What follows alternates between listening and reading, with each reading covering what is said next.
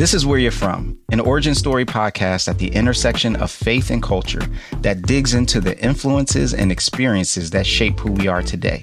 Join us as we gain insight into the Bible's wisdom for all, regardless of where we're from.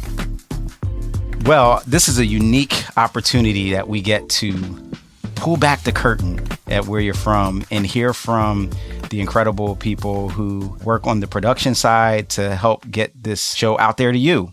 So I'd like to introduce Ryan Clevenger. What's up, Ryan? Hey, how's it going? Good. Jade Gustman. Hello. And Mary Jo Clark. Hello. So glad you decided to pick up a mic and, leave obscurity in order to join us for this conversation. How y'all doing today? Doing well. Feeling vulnerable. It's weird being on this side of the mic, that's for sure.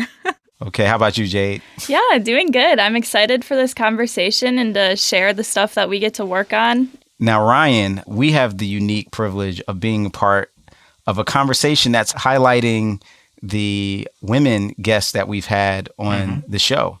Yeah. And I'm glad that as guys, we get to kind of be a part of that conversation, aren't you? Absolutely. I think this is a great opportunity, and I think we've had a lot of amazing guests on in the past 3 seasons, so I'm really excited to share. So I'm curious in particular, who are some of the guests that you're thinking of that have left an impact on your life? Oh, wow. When I think back, I think about some of the guests who have spoken on topics that are near and dear to my heart, and we've had a couple in particular that stick out to me. And a little background is my wife and I adopted 3 biological sisters from South America. And so issues about orphans or the hardships that many of them go through really resonate with me. And they were a couple that really stood out in that regard. The first one was Todd and Beth Guggenberger, who run a ministry called Back to Back Ministries that helps orphans around the world. And just to hear their story of the things that they learned about what it takes to care for orphans. Every time I edited it, I was just in tears because they really draw out how much caring for the person is a precursor to the gospel. And so I love this part in the episode with them where Beth describes how she was trying to show that to a team that they had with them caring for some orphans.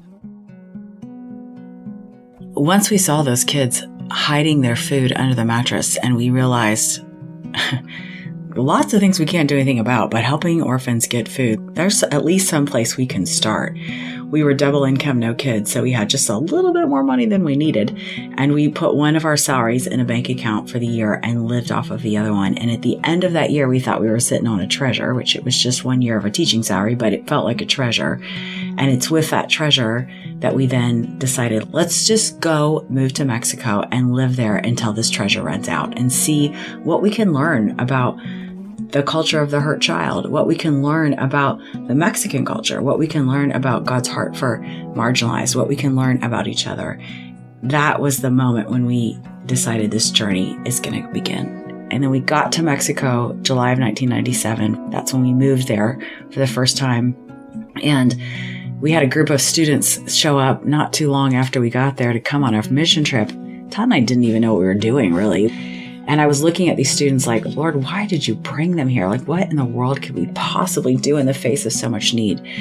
I got out a piece of paper and I said, every single orphan you interact with has had their heart ripped in half. And I ripped it in half. And then I started to tell them some of the experiences we knew orphans had at school and dorm rooms, at visitation days, as they try to fall asleep when they work and homework. I just kept ripping and ripping. And I said, with this tiny little fraction of a piece of paper I have left, if I told this child that God loves them and has a wonderful plan for their life, there's no place for that gospel to grow. There's no heart there fertilized enough for them to even understand that. We're going to have to actually love them for a long time before the gospel will even have a context. And we were realizing eventually an orphan would look over at us and be like, who are these people? And why do you care so much?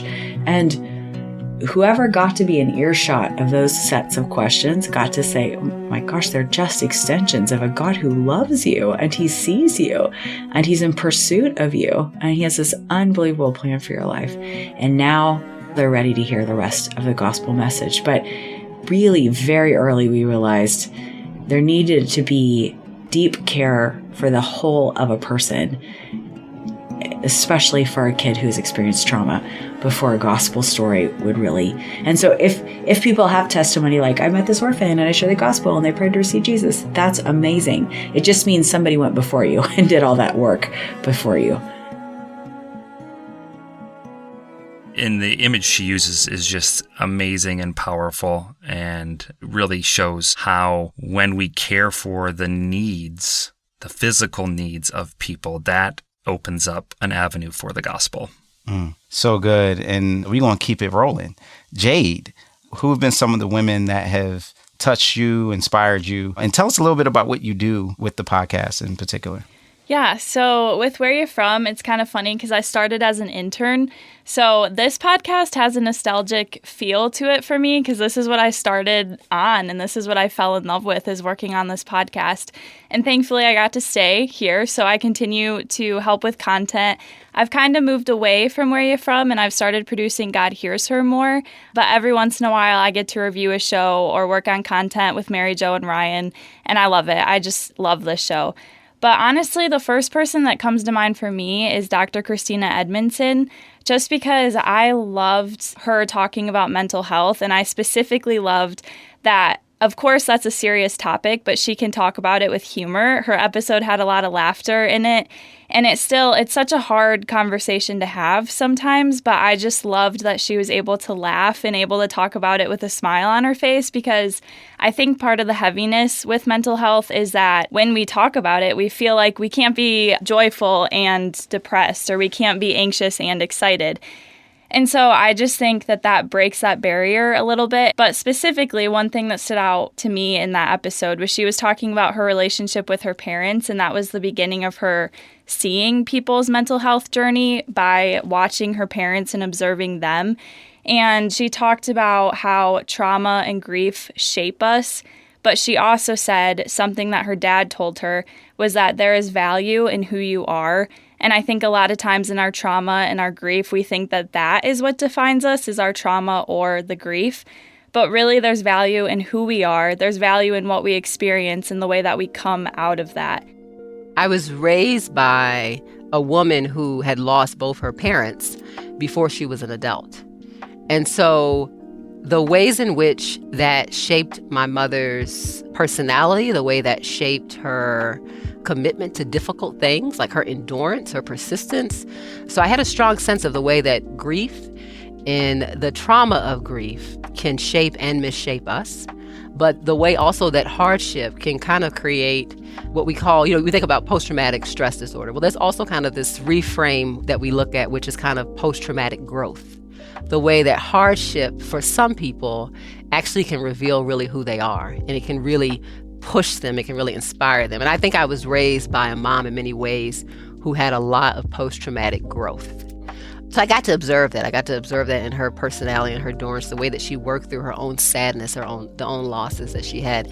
And then I got to observe my dad, who was raised by a single mom in Baltimore in a really poor, disadvantaged space, and how that shaped him, how the distance and estrangement from his own biological father shaped him, the pain of that, the pain of overcompensating in that, and the way that works out and how we see and then raise our own children. And I would be one of those kids. So just observationally, even looking at the people who loved me and shaped me, it gave me an interest in understanding how the family structure, the family system that we are part of, how their stories don't get stuck in time.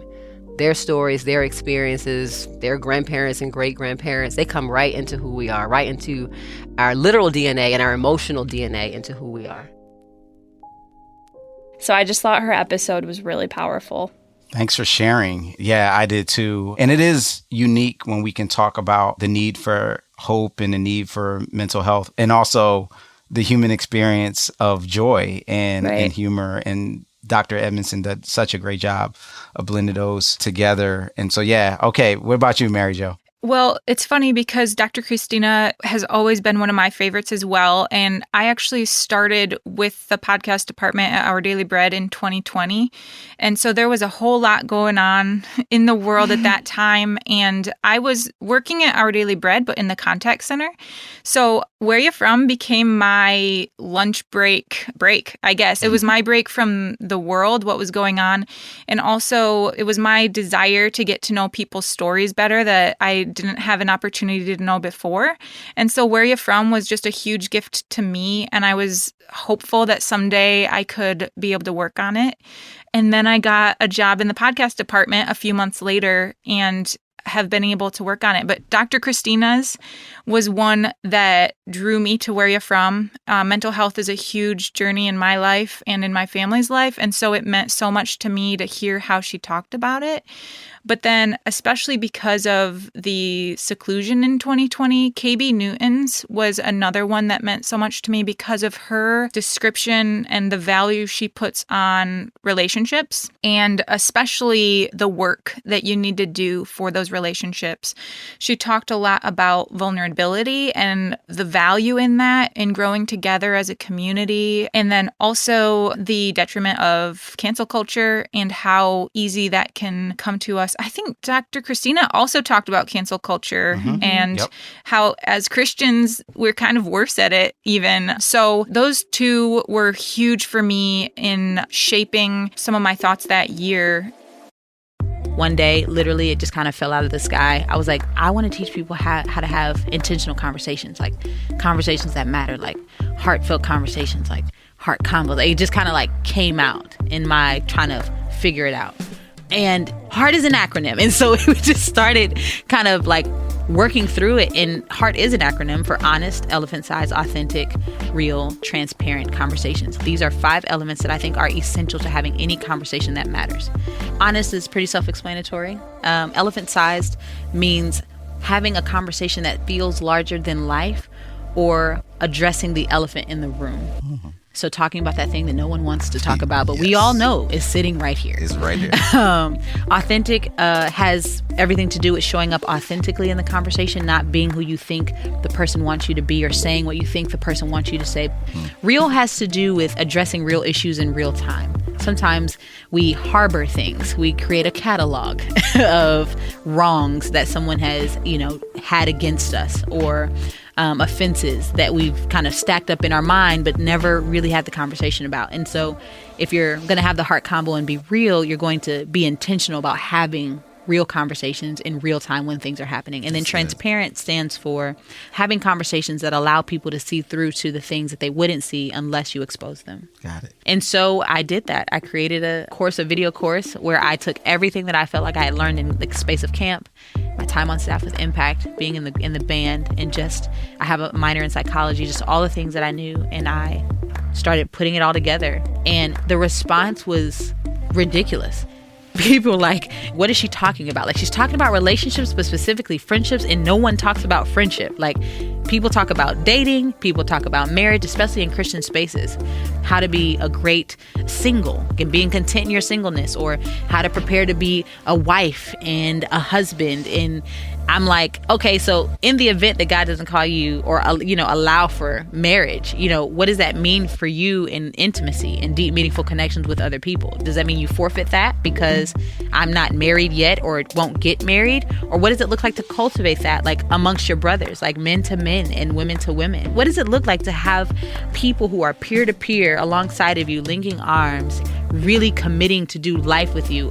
Biblically speaking, I believe that Jesus champions friendships more than any other relationship. Greater love that no man has this than a man who would lay down his life for a friend. His whole ministry is centered around his friendship with 12 dudes. You get what I mean? Some relationships thrived, some didn't, but he was still intentional. And then Carolyn Custis James, especially knowing that we are representing Women's History Month in this episode, she is such a beautiful example of a strong female that is working very hard to understand what it means to be a female follower of Christ and not letting the church define what that means, but letting Christ define that. What started to really bother me was just seeing some of the light material that was being marketed to women and going to women's events and feeling like we don't need a softer teaching. We need really strong teaching because we're running into things in our lives and we're experiencing deep struggles and hard questions, and we need deep teaching. And I would go to a women's retreat or a women's event, and I would be horrified by, the nonsense and the patronizing and, you're beautiful and that kind of stuff. When I'm thinking these women have been abused, these women are facing health problems, they have had enormous heartache, they're into financial troubles, life is coming at us just as hard as it's coming to anybody else, and we're not equipping them. I ended up convicted that the questions that were being asked about women in leadership and women in ministry were not big enough. Because when we have conversations in the church about women in leadership, we're talking about women who would be on staff or would be a pastor, but we're not talking about the rest of women. And that's what I ran into. Okay, I'm not going to go to become a pastor. That was never my calling, but I'm not a wife and a mother, so the church isn't talking to me. It is not talking. Now, it'll talk to me in a general sense, but not as a woman. When we come back, our producers will share more of their favorite clips from some of the amazing women we've had on the show. That's coming next on Where You're From.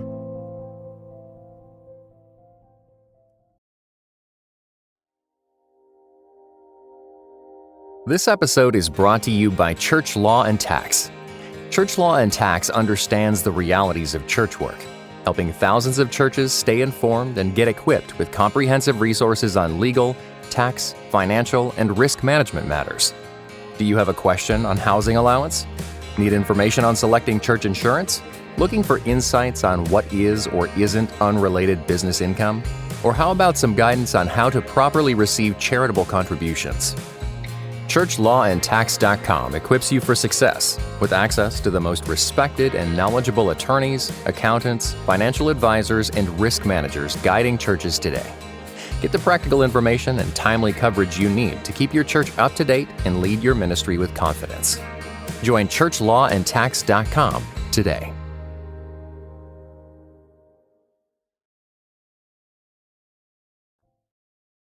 Hey y'all, before we get back to our special episode in honor of Women's History Month, I wanted to share a quick teaser from our next episode with Chris Broussard.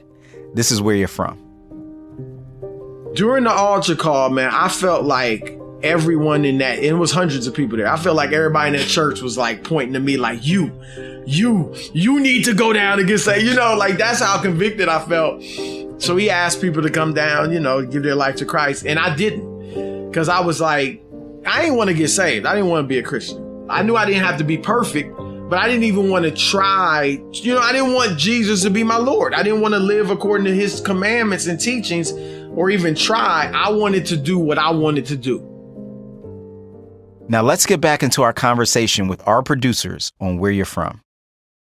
Well, I get to kind of share some of my highlights, and Mary Jo, I have to say, one of the reasons why this person was a highlight was about how geeked you were that she joined our podcast. Kierra Sheard-Kelly, yes. You are such a big fan. You're laughing now. Like, just tell the people a little bit about what Kierra means to you. Yes, I am a 90s kid. And so when I was in youth group in high school, her album IOU came out, and the song was You Don't Know. And it was about her mom's health journey and all that it meant to her. And oh my gosh, it became an anthem in my life. I loved it so much. And I felt It sounds so silly now, but my family name has always been JoJo, and her name at that time, she went by Kiki. So I just felt this connection between JoJo and Kiki. So yes, I was super geeked when I heard that Kierra Sheard-Kelly now would be on the show. So yeah, thanks for bringing that up, Russell. No, yeah, it was so cute and also significant, and especially like you were saying when we talk about history and women's history in particular. I mean, she is a descendant of the Clark sisters. Her mom, Karen Clark Sheard, is one of the members of this vocal group who was pioneering, and all of it centered on Christ. And so it was really fascinating for me to hear all of what that meant for Kierra Sheard-Kelly, and also finding her own voice. But not just finding her own voice, but also finding acceptance with who God made her to be. She has a book that, she had just come out with called Big, Bold, and Beautiful, Owning the Woman God Made You to Be. And she really talked very frankly about what it meant to struggle with her own embrace of her body type and being a, plus size woman and in an industry where people wanted you to look a certain way and even pressure you to look a certain way, even in gospel, and struggling with embracing this aspect that I'm made in the image of God too. My big may not be your big. Mine was weight for me. That was an insecurity. And sometimes my big mouth, but it could be whatever your insecurity is. So it could be the big feet. It could be the big eyes, the big nose, or the big personality where people will make you feel bad about these things because of us comparing it to what culture says is beautiful.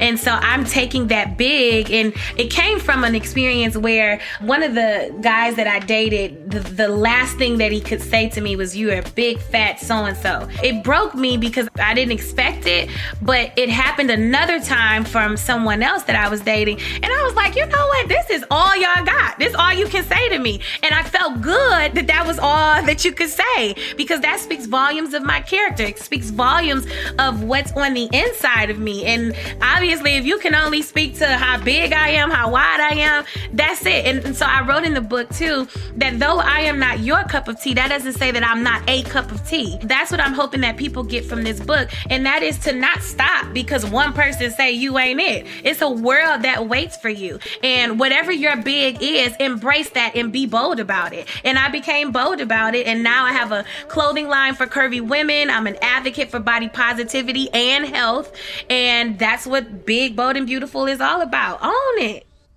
And it also reminded me on that issue of being made in the image of God, the conversation we were able to have with Ekemini Uwan from Truth's Table, friend of Dr. Christina Edmonson and of the show as well. And when she talked about just the ways in which colorism and some of the issues with race as it relates to complexion, a lot of times people don't know that even within the Black community that there's the remnants of the perceptions about lighter skin being more valuable or significant than darker skin, and how she even at some point in her life bleached her skin to try to look lighter or to look whiter. I did take in those messages, so I wasn't immune, to white supremacy. After a while, you just begin to believe it. Maybe I'm not attractive. Maybe I am ugly. There was a lot of self-hate for me, hating my dark skin, to the point where I started bleaching my skin.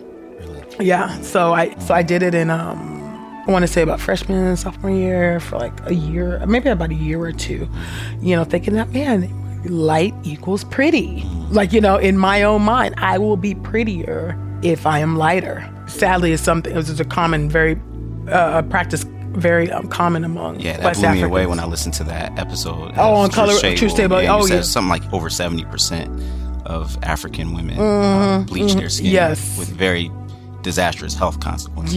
Yes. You go to the beauty supply, you'll see those lightning products right here in Philly.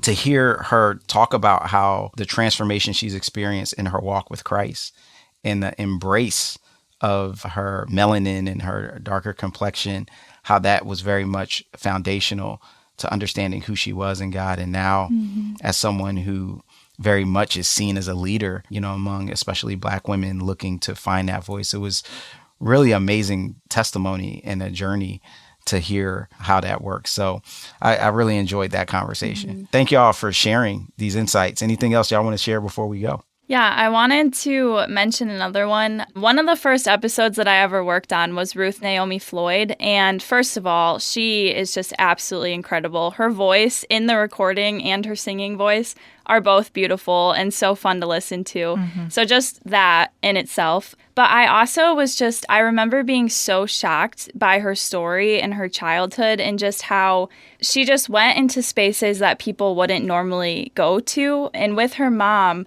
she would hose down blood on the sidewalk from kids that were killed, boys, men that were killed. We moved to one of the toughest, roughest neighborhoods. I was between the ages of 4 and 6, and we moved in and we saw a lot of violence, but it still to date is one of the safest places I've ever lived because there was community. So my job was to help my mom hose down the blood so that the mothers wouldn't come out and see where their son's body laid and where the blood was. Again, I just asked my mom if I could do it, and she felt uncomfortable with me being so young, but I felt like even young, this was a way to give back. And I remember... Okay, hold on. You said hose down the blood. After what happened? After the gangbangers were killed. And so, it was back in the 70s. So they would have the chalk outline and then you would see the blood. They would pick up the body and the blood would be there. So my mom didn't want the mothers to come around and see where their sons were shot and to see the blood. So we would get up at night or whatever time and wash it down. I wasn't scarred by it. Even as a young age, I heard my parents talking, my mom saying, Melvin, we're going to go and hose away that blood. Mothers don't need to see that blood. And I remember that image of a mother coming out and seeing the body gone, but the blood remaining. And I wanted to be a part of that to ease that pain. And I see where God instilled that in me. It was not me. God instilled that for the later work I would do with death and dying. So just that really shocked me and just really put into perspective the way that Ruth grew up and the way that just inspired her work for later when she worked with people that were suffering from HIV and AIDS. And she describes this thing called the death watch, where she would sit with people who were dying from that, and she would go through nights with them and she would wait with them. And I just think there's so much care in that.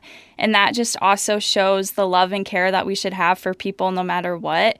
So that really inspired me. And I also want to say she tells a story about when she was performing in Paris and they were practicing. I have a hilarious story. Well, it's not so hilarious, but I was in Paris one of the first times I was there by myself, and one of the band members couldn't make it, so we hired an amazing Parisian jazz musician. So we're sitting there, and we go over the song, and I was like, really at section A, I need to be mezzo piano because it shifts, it changes from the intro, so I need that U-turn. Then I realized it was just the one player still playing fortissimo. And so I said to him, hey, I really need you right here. And he said, oh, just stand there. You're so pretty. Stand there and look pretty and sing. We'll take care of the music. Well, I am my mother's daughter. I said, can you take a moment and just tell me whose name is at the top right-hand corner of the score? And he goes, Root something. Anyway, And I said, there's an envelope in your binder for the rehearsal pay. Can you see who signed the note along with the francs? It was back then, it was francs. He opens it, he goes, Root, some guy Root. And I said, I'm Root. That's my music, and that's my money that I'm paying you. You sit there, you look pretty, and play pretty. I'll handle my music. Had no more problem out of there. And I love that. That's like my favorite thing ever. Love it. Ryan, you have any other? Yeah, the other powerful guest for me was Jenn Peterson, who was just on season 3, who works for International Justice Mission. And at one point in the episode, she talks about the massive problem of human trafficking that exists now. And she also talks about what inspired her to start caring. And she hears the story about a girl that was rescued from trafficking. So it was 2006, and I had taken a group of young leaders from Dallas to Atlanta for the Catalyst Conference. And I remember sitting in the stadium, and Gary Haugen, the founder of International Justice Mission, stepped onto the stage and shared just this story of what IJM was doing and bringing rescue to these girls that were trapped in brothels. And I remember him telling this story of a girl who was chained to a bed and had actually, when they rescued her, they had found that she had inscribed on the wall behind her Psalm 27, "The Lord is my light and my salvation, whom shall I fear?" And I just was weeping in my seat. And I also kind of felt like one of those moments where it was like the Holy Spirit was just kind of tapping on my shoulder, like, "Jen, I want you to do something about this." And I remember going home from that conference just shaken to the core. And it was like I couldn't even really remember any other speaker. And a few weeks later, I was leading worship for a women's retreat. And my mentor was there, who worked for another nonprofit that worked very closely with IJM in Cambodia. And she too was sharing a similar, if not the same story. And again, it was just like, okay, God, like this is twice now I'm hearing you talk about this. I'm sensing this call to do something. I don't know what to do. And I just remember thinking about Moses when he encountered the burning bush.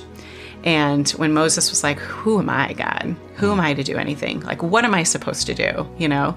And God said to him, "What's in your hand?" And that's when he had the staff, right? And it wasn't even the staff. It's what God was going to do with the staff. What's in your hand? Use that. In the face of these awful things that are happening around the world, these numbers that are just too big to even get our minds around, what can I as a person do? And I think about that for my wife and I, not just at the adoption, but some of the missions work that we do overseas. Mm-hmm. She's a RN, so she does a lot of medical missions, and we think about what can we do? And Jenn Peterson remembered the story of Moses, and God said, "What's in your hand?" And for her, that was God telling her, just use the gifts that I've already given you. Start there. And in the midst of atrocities that can seem overwhelming, God calls us to use the gifts that He's given us to help those who we can do something for, and that every single life that we help matters. So good. So good. All of this reminds me of Proverbs 31, that classic proverb.